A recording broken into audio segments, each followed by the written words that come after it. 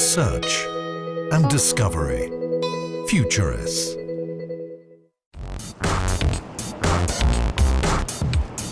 A new breed of robots is being developed for life in the city.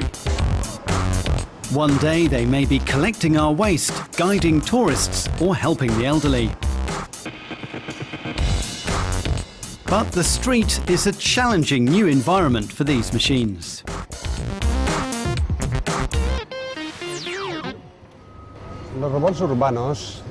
Urban robots are a new kind of robot, different to those we have until now, which are industrial-style robots. The basic quality of these robots is that they should be able to get along with people.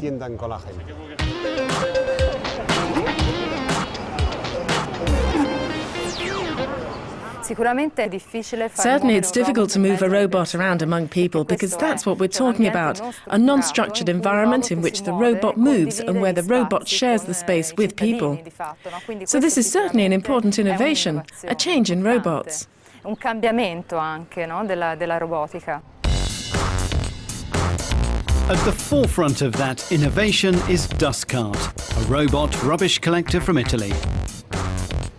This little green man is designed to go from door to door, taking away waste on demand.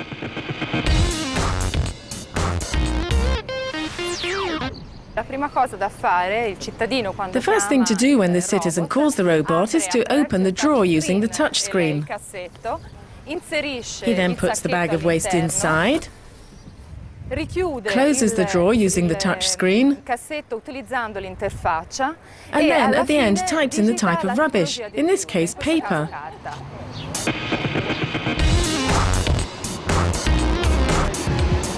Once loaded up, Dustcart would take the rubbish to a central collection point.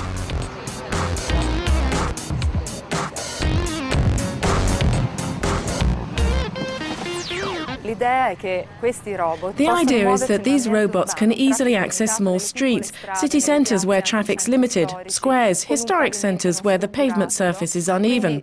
So it can get close to people but not be in the way.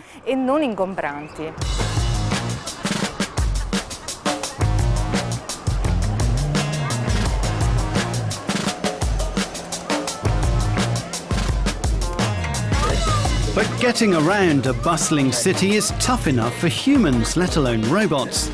Here in Barcelona, a team of engineers are working on a solution to allow robots to operate independently in urban areas. Their prototypes are called Tibi and Darbo, and the idea is that they could one day become robot tourist guides. On board are 3 computers running a barrage of sensors and equipment.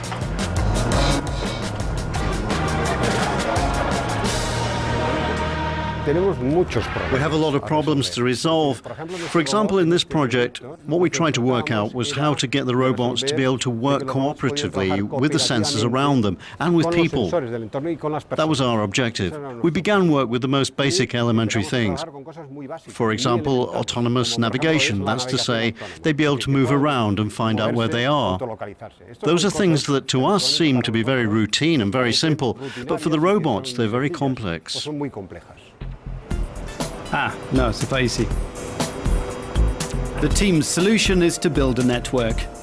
This campus is equipped with Wi-Fi internet and 20 cameras to allow the robots to navigate around.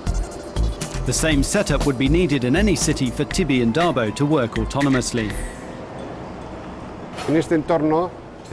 In this environment, we have sensors that allow us to give information to the robots, and the robots can communicate with people or directly between themselves, or even through the network of sensors that are in the campus.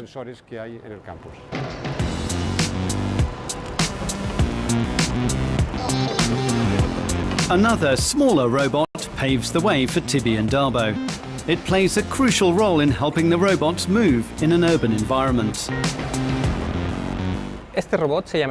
This robot is called Helena. We use it in the context of the EUROS project to build the maps of the environment in which the other robots navigate. It's important that our robot has the same sensors as the others.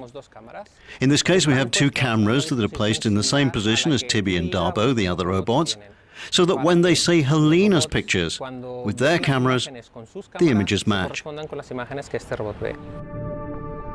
These robot maps look nothing like the maps we'd use to get around a city. Our maps have distinct components. The most basic is the geometrical elements that the maps have: surfaces, lines, points. But then there's a higher level, which is the one that looks like the one humans use, and that's the symbolic one. The maps have to be annotated in a symbolic way in order to know that I'm in a corridor, or I'm behind a building, or I'm in the entrance to another building.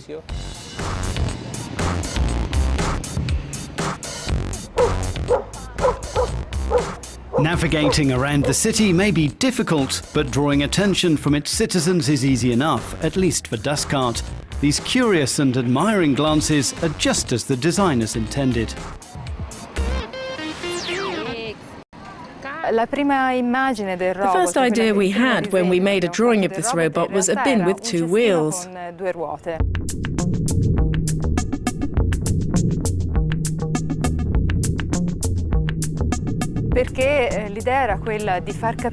That's because the idea was to quickly make it clear what the robot was meant for. Then, working with people through questionnaires, we understood the importance of the emotional aspect, the feeling that the robot gives off. That's the reason why we have a head with eyes and a body, which is much more human than a bin with two wheels.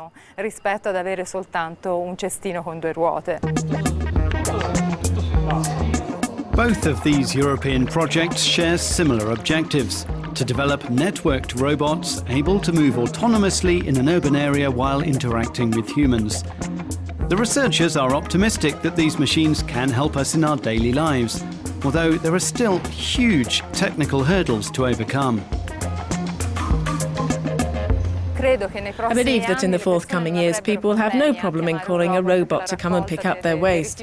Because in fact, the robot uses common technology, like using a mobile phone or connecting via internet. So the approach to technology as a whole has changed very much in recent years. One of the main tasks of the robots is that in order to be useful to human beings, they should be able to adapt themselves to different environments. If the robots aren't able to see in situations where there's dust or where the light changes, they won't be able to survive. Also, if they can't work out where the sound is that they use for information is coming from, then again, they won't be able to survive.